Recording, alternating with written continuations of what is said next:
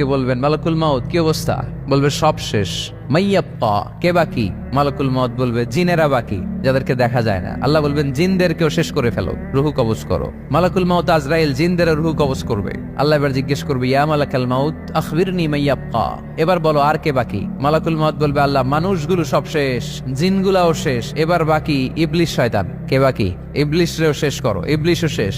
আল্লাহ আবার জিজ্ঞেস করবেন, ইয়া মালাকাল মাউতি মাইয়াব্বা, আর কে বেঁচে আছে বলো? মালাকুল মাউত বলবে, আল্লাহ আপনার কথা অনুযায়ী পৃথিবীর সব মানুষের রুহু কবজ করলাম, সব জিনদের রুহু কবজ করলাম, ইবলিসের রুহু কবজ করলাম, এখন আছে শুধু ফেরেশতারা। আছে কারা?